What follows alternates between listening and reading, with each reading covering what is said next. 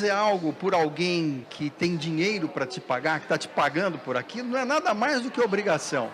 Agora, você fazer algo por pessoas que não têm nada de material a te oferecer, aí sim que você ganha a maior de todas as remunerações do mundo. Sabe o que se chama? Sorriso, afeto, felicidade. No que você transmite, ela volta multiplicada para você. E esse projeto, como eu disse, a Associação Recicle a Vida, ele gira em torno de mobilidade, que é o tema para tudo. Porque se você não tiver autossustentabilidade econômica, a sua autoestima vai lá para baixo. Se você não tiver renda, como é que você pode se sustentar e, inclusive, ter uma família? Então, a geração de renda é muito mais importante do que a geração de emprego. Enquanto está todo mundo preocupado com emprego, na Ásia, onde se preconizou o maior milagre social e econômico da história da humanidade, não se fala tanto em emprego, se fala em renda, se fala em ter pessoas ocupadas, produtivas. E é isso que nós aportamos como solução para dar aos dois segmentos, aos segmentos mais sujeitos a preconceito da reinserção social, a maior dificuldade de se inserir dentro de uma comunidade econômica produtiva, luz, esperança e instrumentos reais para que no dia seguinte a pessoa possa estar gerando recursos, gerando renda para si mesmo, transformando a sua vida. Então, o Recicle a Vida, ele começa com segmentos os mais sujeitos ao preconceito na sociedade. Quais são? Os moradores de rua. Quem dá oportunidade, quem dá emprego para o morador de rua? Moradores de lixão. Os heróis brasileiros que vivem em condições subhumanas, no entanto, não lançam mão de nada que lhes pertença para garantir o seu sustento. E os presidiários. Quem dá oportunidade para presidiário? O índice de reinserção penal é 92% no caso masculino, porque não existe dentro da sociedade ou dentro das instituições, dentro do governo, soluções para a integração, para a reinserção social, para transformar essa população que é um ônus para a sociedade num bônus. Então o segredo está em tirar esses segmentos da sociedade da coluna de débito e transformar eles, trazê-los para a coluna de crédito. Através do quê?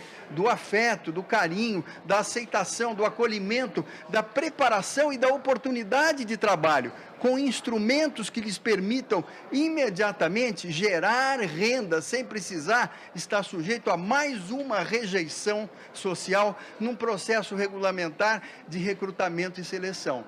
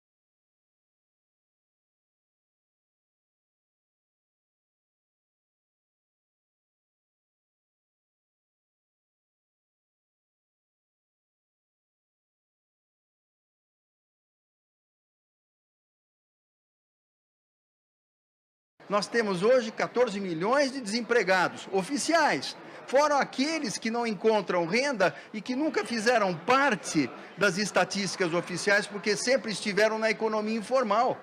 Então, praticamente uma terça parte da população ativa brasileira não está ativa, porque não tem meios de renda. E por que não tem meios de renda? Porque as oportunidades para se gerar essa renda estão muito limitadas. Ou o indivíduo tem o poder aquisitivo para montar um pequeno negócio, que não é o caso dessa população, ou ele tem os meios para poder adquirir um veículo para poder fazer a sua freguesia, montar o seu micronegócio, que também não é o caso dessa população, ou ele permanece eternamente dependente e na exclusão.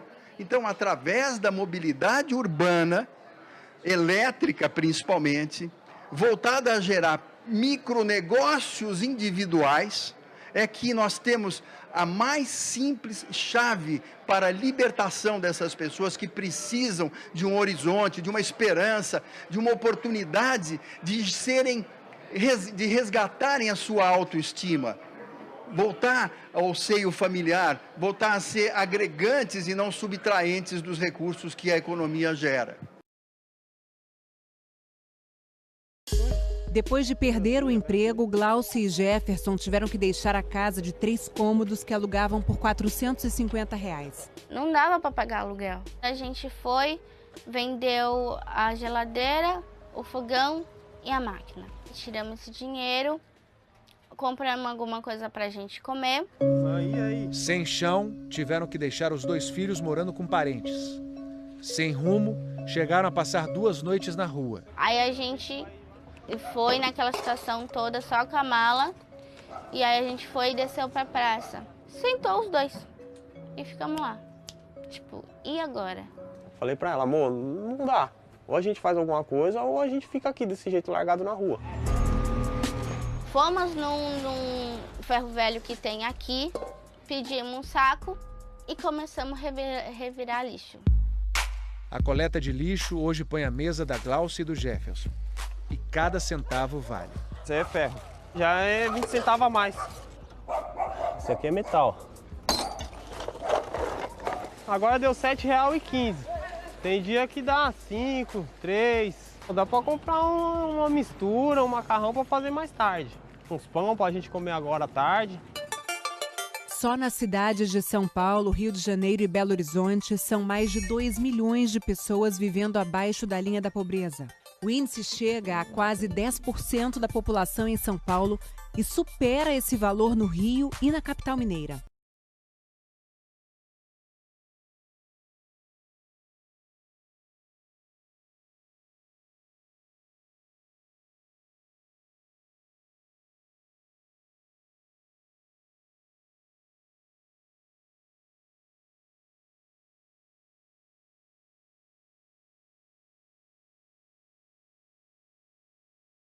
Porém, hoje no Brasil, você ou tem uma sandália havaiana ou um coturno, ou você tem uma bicicleta, uma moto, ou você tem um veículo pesado, um automóvel.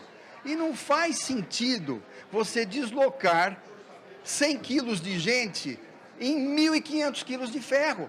Você precisa de mais de 1 tonelada de equipamento e uma geração enorme de energia para deslocar todo esse peso e levar 100 quilos de gente, levar uma, quando muito, 2 pessoas. 92% dos automóveis que circulam no país levam apenas uma pessoa. Olha o desperdício que nós temos. Combustível, gastos, estacionamento, espaço nas vias públicas, não tem mais lugar. E não tem governo no mundo capaz de prover infraestrutura viária para suprir as necessidades, sequer as atuais de deslocamento, quanto mais as futuras. Está se preconizando aí que dentro de 5 anos, 10 anos, nós vamos ter 80% da população mundial vivendo em cidade. Vocês imaginam o problema que isso traz. Então, o que mais me fascina hoje, dentro dessa questão de inclusão social, dentro dessa questão de mobilidade, dentro dessa eliminação de sofrimentos, porque o que eu adoro fazer é tirar o sofrimento do coração das pessoas. E eu acho assim, quando você descobre do que as pessoas estão sofrendo e você traz uma solução, você vai ter sucesso na vida.